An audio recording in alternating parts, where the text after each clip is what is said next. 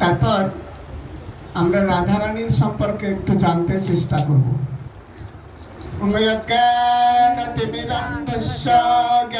জ্ঞানাঞ্জনশলাকয়া চক্ষুरुन्मीलितं येन तस्मै श्रीगुरवे नमः। वञ्चाकल्पतरुभ्यश्च कृपा सिन्धुभ्येव च पतितानां पावनेभ्यो वैष्णवेभ्यो नमो नमः। नमायं विष्णुपदाय कृष्णप्रेष्ठाय भूतले श्रीमते भक्तिवेदान्त स्वामिनिति नामिने। नमस्ते सरस्वती देवे गौरवाणी प्रचारिणे निर्विशेष शून्यवादी पाश्चात्यदेशतारिणे। हे कृष्णा करुणा सिंधु दीनबन्धु जगतपते गोपेश गोपिका कांत राधा कांत नमस्तुते। तप्त कांचन गौरांगी राधे वृंदावनेश्वरी वृषभानुसुते देवी प्रणमामि हरिप्रिये। नित्यानंद नमस्तुभ्यं प्रेमानंद प्रदायिने कलौ कलमशनाशय यन्नभापतये नमः। नमो महावदन्नाय कृष्ण प्रेम प्रदायते कृष्णाय कृष्ण चैतन्य नामने गौरतिशे नमः। पंचतत्त्वात्मकं कृष्णं भक्तरूप स्वरूपकं भक्तवतरं भक्तखं नमामि भक्तशक्तिकम्। ओम नीलाचल निवासाय नित्याय परमात्मने बलभद्र सुभद्रभ्यं श्री जगन्नाथाय ते नमः। वृंदाई तुलसी देवै प्रियाय केशवस्य च विष्णु भक्ति प्रदेवी सत्यवत्तये नमो नमो। जय श्री कृष्ण चैतन्य प्रभु नित्यानंद श्री अद्वैत गदाधर श्रीवासादि श्री गौर भक्तवृंद। हरे कृष्णा कृष्णा कृष्णा हरे हरे हरे राम राम राम हरे हरे। ओम नमः भगवते वासुदेवाय। भगवते वासुदेवाय। ओम नमो भगवते वासुदेवाय। भगवते वासुदेवाय। ओम नमो भगवते वासुदेवाय। नमो भगवते वासुदेवाय। तो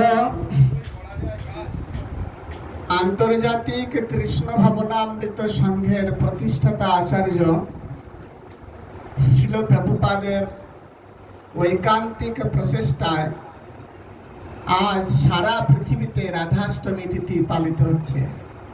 যদিও সেটা স্বয়ং শ্রীমতী রাধারানীর ঐকান্তিক ইচ্ছা এবং তার কৃপা, তাই না? তো অনাদি অনন্ত কোটি ব্রহ্মাণ্ড আছে আমরা জানি। এই অনাদি অনন্ত কোটি ব্রহ্মাণ্ডে অনাদি অনন্ত কোটি জীব আছে। আমরাও এক একটি ক্ষুদ্র জীব। তা আজকে ভাবতে নিজেকে খুব ভাগ্যবান মনে হচ্ছে যে এই মনুষ্য দেহ বা মনুষ্য শরীর পেয়ে আজকের এই শুভ দিনে আপনাদের মতো ভক্তের সঙ্গে একটু ভগবানের ভক্তি করার সুযোগ পেলাম। তো আপনারা আমার ত্রুটি মার্জনা করবেন। হরে কৃষ্ণ। আজ রাধাষ্টমী তিথি। আমরা প্রথমে একটু জানতে চেষ্টা করব রাধারানী কে। কে এই রাধারানী? লাদিনী শক্তি। বলুন, আপনারা বলুন। আর কে কে বলবেন? কৃষ্ণের লাদিনী শক্তি। তো লাদিনী শব্দের অর্থ কি? লাদিনী শব্দ আল্লাদিনী। আল্লাদিনী শব্দের অর্থ আনন্দদায়িনী শক্তি। তো ভগবানের বৈশিষ্ট্য কি? সৎ, চিত আর আনন্দময়, তাই না? ভগবান হচ্ছেন সৎ, চিত আর আনন্দময়। তাহলে ভগবান তো চিন্ময়, তাই না? তাহলে তার বৈশিষ্ট্য হচ্ছে সৎ, চিত আর আনন্দময়। তাহলে একটা বৈশিষ্ট্য হচ্ছে আনন্দময়। তো যিনি স্বয়ং আনন্দ ঘন, যিনি স্বয়ং আনন্দময়, তা তাকে আবার আনন্দ দান করবার জন্য কোনো শক্তির আলাদা প্রয়োজন হয়? হয় কি বলুন? তাহলে কেন আলাদাভাবে শ্রীমতী রাধারানীর প্রকাশ হলো? কে এই শ্রীমতী রাধারানী? বলুন, আমরা স্বয়ং শ্রীমতী রাধারানীর কাছে একবার সবাই হরে কৃষ্ণ মহামন্ত্রের মাধ্যমে প্রার্থনা জানাবো, যেন আমরা সকলে এই জ্ঞান আজ একটু চেষ্টা করি উপলব্ধি করার। হরে কৃষ্ণ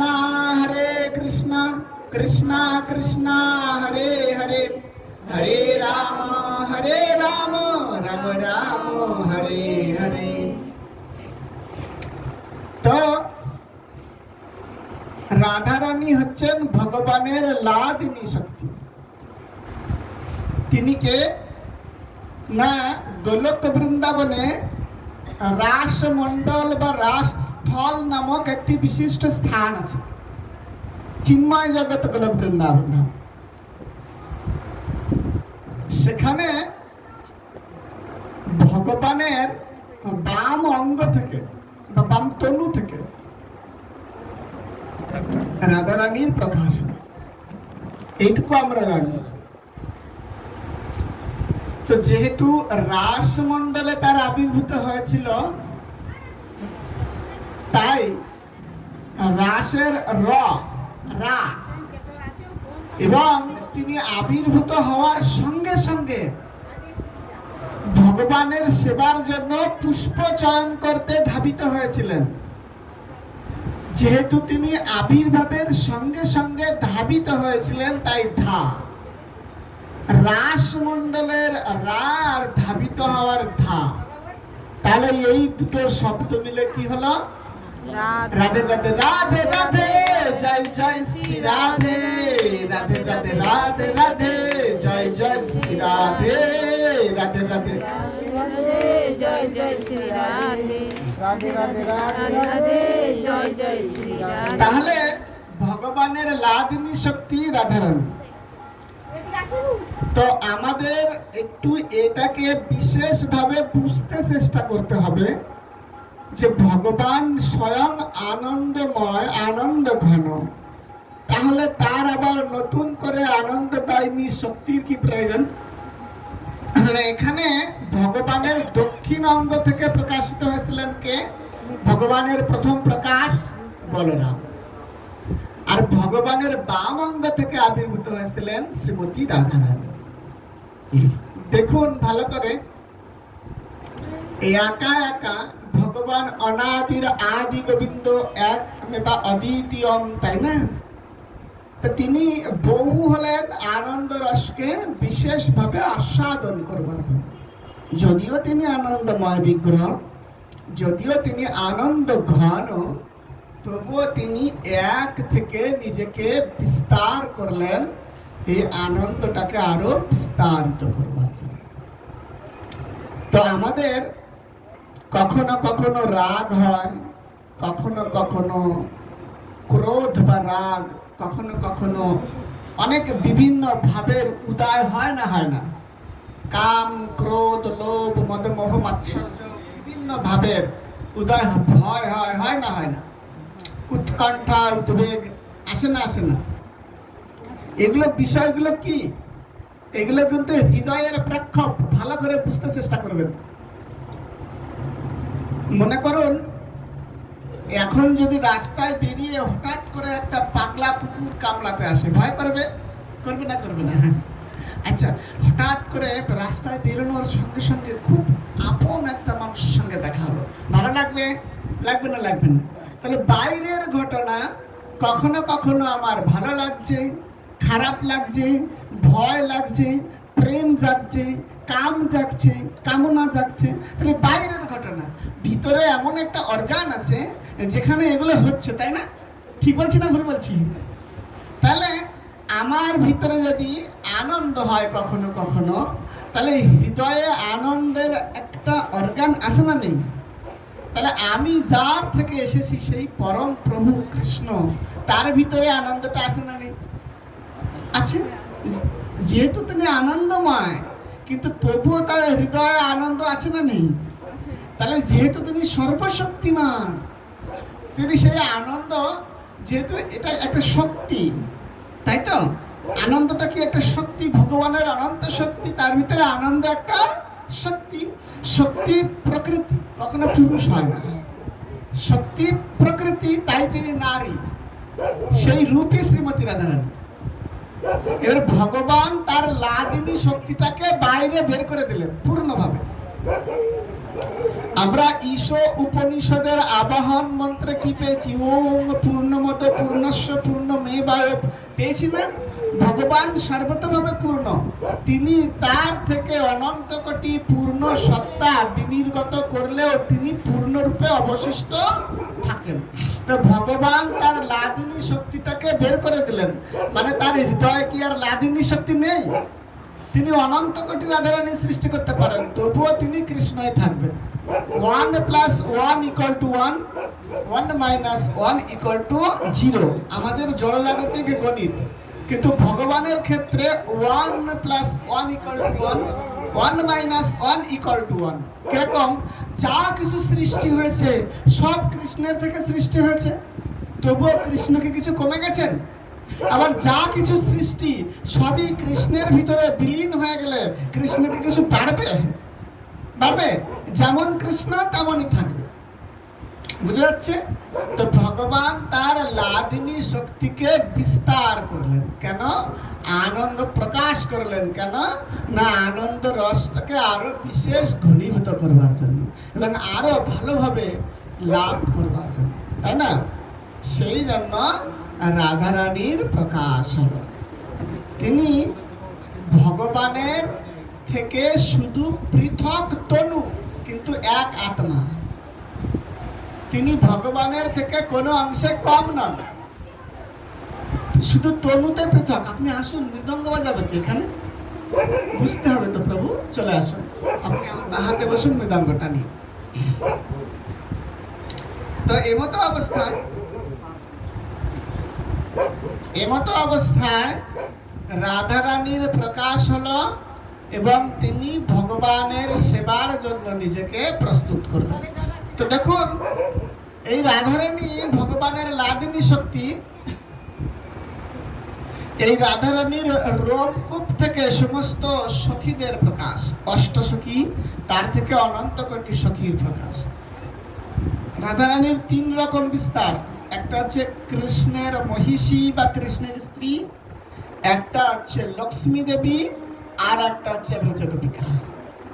সবই কোথা থেকে এসেছে? স্বয়ং রাধারানীর প্রকাশ। বুঝা যাচ্ছে? এই যে আমরা অনাদি অনন্ত কোটি নারায়ণ আছে নাকি নেই? অনন্ত কোটি বৈকুণ্ঠ আছে, বৈকুণ্ঠে অনন্ত কোটি নারায়ণ আছে না নেই? সেই অনন্ত কোটি নারায়ণের লক্ষ্মী শত সহস্রম সেব্যমানম গোবিন্দময় আদিপুরুষম তমহং ভজামি। তাহলে অনাদি অনন্ত কোটি লক্ষ্মী দেবী আছে, অনাদি অনন্ত গোপিকারা আছে, ভগবানের মহিষী আছেন 16,108 জন, তাই না? সমস্ত কার প্রকাশ? আর আমরা কার প্রকাশ? ভগবান বলরামের প্রকাশ। প্রথমে বলরাম থেকে সংকর্ষণ, চতুর্ভুজ বাসুদেব, সংকর্ষণ, প্রদ্যুম্ন এবং অনিরুদ্ধ। এই মহাবিষ্ণু থেকে সমস্ত আমাদের প্রকাশ। তার নিঃশ্বাসে এবং প্রশ্বাসে অনাদি অনন্ত কোটি ব্রহ্মাণ্ড সৃষ্টি হয় আর ধ্বংস। তাহলে ভগবান ময়োধ্যক্ষেন প্রকৃতি সুয়তে সচরাচরম হেতুনান কৌন্তেয় জগৎ পরিবর্তন। ভগবান কৃষ্ণ ভগবদ গীতায় বলেছেন না, আমার অধ্যক্ষতায় সমস্ত জগৎ পরিচালিত। তাহলে ভগবানের অধ্যক্ষতায় যখন সমস্ত জগৎ পরিচালিত হয়, তখন ভগবানের অধ্যক্ষতায় সবই বিস্তার লাভ করে। ভগবান বলরাম ভগবান থেকে অভিন্ন, আর শ্রীমতী রাধারানীও ভগবান থেকে অভিন্ন। তাহলে আমরা যে প্রকাশিত হয়েছি সবই ভগবানের ইচ্ছা। আমরা কেন প্রকাশিত হয়েছি, ভগবান আমাদেরকে কেন প্রকাশ করলেন, না তিনি আনন্দ রসটাকে আরো ঘনীভূত ভাবে বিশেষভাবে আস্বাদন করবার জন্য। তাই আজ এই তিথিতে ভগবান গোলক বৃন্দাবনে শ্রীমতী রাধারানীর আবির্ভাবটা এরকম, আর কিন্তু এই ভুলকে ভগবান থেকে শ্রীমতী রাধারানীর আবির্ভাবটা আমরা কি এখনো শুনেছি? এই গোলক বৃন্দাবনে রাধারানী কিভাবে আবির্ভূত হলেন সেটা জানলাম, কিন্তু ভুলকে কিভাবে রাধারানী আবির্ভূত হলেন, কিভাবে এই ভুলকে কিভাবে রাধারানী আবির্ভূত হলেন, না এরও অনেক কাহিনী আছে। ব্রহ্মার একদিন মানে এক কল্প, কল্পে কল্পে শ্রীমতী রাধারানী, শ্রীকৃষ্ণ, বলরাম সবাই আবির্ভূত হন। ব্রহ্মার একদিনে আমরা জানি একবার ভগবান আসেন কৃষ্ণ বলরাম, যখন ভগবান আসেন তখন রাধারানীও আসেন। তেমনি কল্পে কল্পে যেমন ভগবানের এবং শ্রীমতী রাধারানীর আবির্ভাব হয়, তেমনি শাস্ত্রে দেখবেন বিভিন্ন শাস্ত্রে রাধারানীর আবির্ভাব তিথি সম্পর্কে বিভিন্ন কথা বলা হয়েছে, বিভিন্ন লীলা। কারণ এগুলো সব কিন্তু সত্য, আপনারা মিসগাইড হবেন না, ভাববেন না এই সমস্ত কি সব একজনের আবির্ভাব কোনরকম ভাবে হয়, এরকম হতে পারে মনে মনে, কিন্তু এর বিজ্ঞানসম্মত কারণ বিভিন্ন কল্পে কল্পে তারা বিভিন্ন রূপে আবির্ভূত হয়েছে। ঠিক আছে, তার এই তিনি হচ্ছে বৃন্দাবনের কৃষ্ণ, রাধারানী, বলরাম এরা বৃন্দাবনের, তারা কেন এই ভুলকে আসতে হলো, বিশেষ করে রাধারানীকে, যিনি বৃন্দাবন ছাড়া কোথাও যান না, তাই না? না, এই প্রসঙ্গে না একটা কাহিনী আছে শাস্ত্রে, কাহিনীটা এই খুব সংক্ষেপে আমি বলছি। কাহিনীটা কি, কে বলতে পারবে বলুন? আমরা একটু আলোচনা করি, যদি কেউ জানে তো একটু বলুন, আমরা শুনি। ভগবান গোলক বৃন্দাবনে লীলা বিলাস করেছিলেন শ্রীমতী রাধারানীর সঙ্গে। রাধারানী ভগবানের সঙ্গে যখন লীলা বিলাস করছিলেন তখন তিনি বিভোর ছিলেন। এমতো অবস্থায় রসিক শেখর পরম ঈশ্বর ভগবান শ্রীকৃষ্ণ বিরজার কাছে গেলেন। রাধারানী তখন একটু চৈতন্য ফিরল, তখন দেখলেন যে তিনি কৃষ্ণ ছাড়া। তিনি অত্যন্ত ক্রোধান্বিত হয়ে বিরজার কাছে গেলেন। বিরজার কাছে গেলে বিরজা নদী হয়ে গেল, অভিশাপ দিলেন তুমি নদী হয়ে যাও, তাই বিরজা নদী আছে না। আচ্ছা, তারপরে সেখানে যাওয়ার জন্য সিকিউরিটি ছিল, সিকিউরিটি কে? শ্রীদাম, কৃষ্ণের শ্রীদাম সখা। তো রাধারানী অনেক সখীদের নিয়ে গিয়েছিলেন, তো এবার মেয়েদের একটু জোর বেশি, সব দিন, শুধু আজকের দিনে না, সব দিন আলাদা ভাবে, যেরকম ট্রেনে লেডিস কম্পার্টমেন্ট হয়, সব আলাদা, মাতৃভূমি ট্রেন হয়, এক কথায় এই সব দিন বৃন্দাবন হতা, এটা হচ্ছে স্বাভাবিক, এই কথা আফসোস করে লাভ নেই। তো দেখুন সেখানে রাধারানীর পার্শ্বদেরা শ্রীরামকে হটিয়ে দিয়ে কৃষ্ণের কাছে গিয়ে সে অনেক কথা হলো। তো সেখানে যখন বৃন্দাবনে যখন কৃষ্ণের কাছে যখন যাচ্ছিলেন শ্রীমতী রাধারানী, তখন বিরজার কুঞ্জবনে বা কুঞ্জে তখন শ্রীরাম অত্যন্ত ভাবে বাধা দিয়েছিলেন। তাই শ্রীরামকে শ্রীমতী রাধারানী অভিশাপ দিয়েছিলেন যে তোমার অসুর মনোভাবের পরিচয় দিয়েছ তুমি, তাই তুমি শঙ্খচূড় অসুর হিসাবে জন্মগ্রহণ করবে, মর্তরা। তখন শ্রীরাম এই অভিশাপটা পেলেন, তার খুব মন খারাপ লাগলো। তো উনি বিবেচনা করে দেখলেন তাই তো এটা তো ঠিক না, উনি তো অনেক রেগে গেছেন। যদিও চিন্ময় জগতে এই সমস্ত রাগ থাকে সমস্ত কিছু না, সব চিন্ময়, আমাদের মতো জড় নয়। এখনকার দিনে যেমন কেউ রেগে গেলে অত্যন্ত চমৎকার ভাবে সে বিশৃঙ্খল ভাবে সে উশৃঙ্খলতা করে, তাই না? কিন্তু চিন্ময় জগতে এই সমস্ত সময় কাম ক্রোধ লোভ সব কিছু নেই, সব চিন্ময়, সব লীলা। ঠিক আছে, এটা বুঝতে হবে। তো শ্রীরাম রাধারানীকে বললেন যে তুমি সাধারণ মানুষের মতো আচরণ করেছো, তাই তোমাকে মার্তলোকে যেতে হবে। এই কথা শোনার পরে যখন তাদের চিন্তাটা একটু স্থিতিশীল হলো, তখন শ্রীরাম সখা কৃষ্ণের কাছে গিয়ে তাকে অনেক আকুতি মিনতি করতে থাকলেন যে তাই তো এরকম তো একটা ঘটনা ঘটে গেছে, আমি তো খুব কষ্ট পাচ্ছি, আমি তোমাকে ছাড়া থাকতে হবে, তো বলছে হ্যাঁ তোমাকে সেখানে, যেহেতু রাধারানী অভিশাপ দিয়েছেন তাই তোমাকে অনেক দিন সেখানে থাকতে হবে। তখন শ্রীরাম বললেন প্রভু আমি যেন তোমার সেবা ছাড়া না থাকি। না, তুমি অসুর হবে কিন্তু তুমি সবসময় আমার সেবা পরায়ণ থাকবে, তোমাকে কেউ পরাজিত করতে পারবে না, একমাত্র শিবের ত্রিশূল যেদিন তোমার পক্ষে আঘাত করবে সেই দিন তোমার মৃত্যু হবে। ঠিক আছে। আর রাধারানী গিয়ে এরকম কাকুতি মিনতি করতে থাকলেন। তখন শ্রীরাম লাস্টে কি করলেন, ভগবানকে প্রদক্ষিণ করে প্রণাম করে আসুরিক জন্ম লাভের জন্য প্রিপেয়ার হলেন মেন্টাল ভাবে। শ্রীমতী রাধারানী ভগবানের কাছে গিয়ে অনেক কাকুতি মিনতি করলেন, হ্যাঁ ঠিক আছে কোনো সমস্যা নেই, আমি তো বৃন্দাবন ছাড়া কোথাও থাকি না, আমি তো প্রভু তোমাকে ছাড়া কোথাও থাকি না, মাথাটা একটু গরম হয়ে গেছিল, তুমি আমাকে ফেলে রেখে আসলে, এটা তো স্বাভাবিক, মাথাটা তুমি অন্যভাবে ঠান্ডা করতে পারতে, কিন্তু কি একটা হয়ে গেল, মানে সবই আমার ইচ্ছায় হয়, মায়ের দাক্ষিণা প্রকৃতি, সবই আমার ইচ্ছায় হয়, তুমি সেখানে যাবে, তুমি যাওয়ার আগে সেখানে বৃন্দাবন যাবে, কোনো অসুবিধা নেই, আমরাও সেখানে থাকবো, কোনো সমস্যা নেই। এমনকি ভুলকে তুমি আবির্ভূত হলে প্রথমে তুমি আমাকে দর্শন করবে, তার আগে তুমি অন্ধ থাকবে। হরে কৃষ্ণ কৃষ্ণ কৃষ্ণ হরে হরে, হরে রাম রাম রাম হরে হরে, হরে Krishna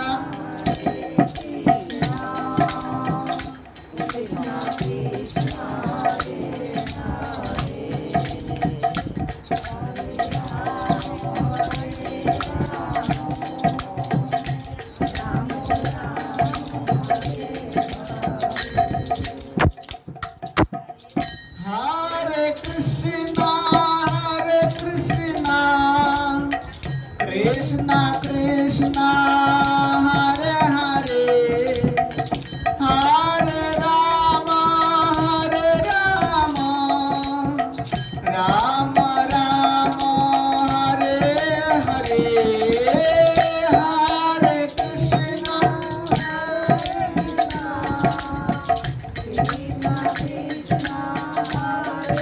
Hare Krishna Krishna Krishna Hare Hare, Hare Rama Rama Rama Hare Hare, Hare Krishna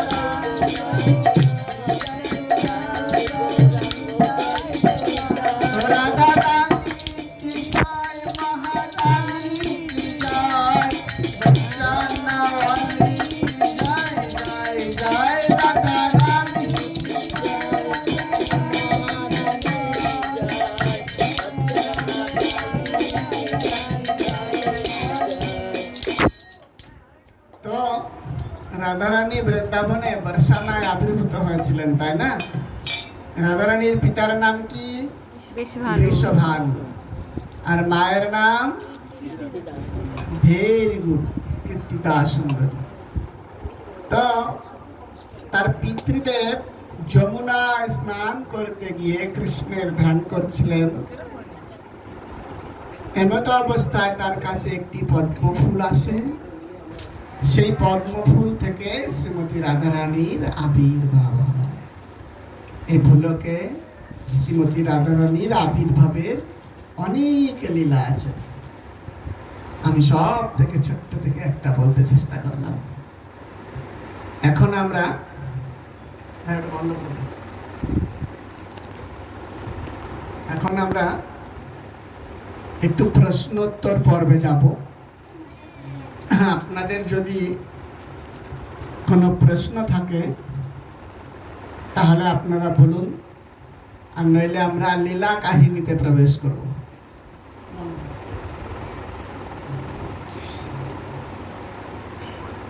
কারো কোনো প্রশ্ন?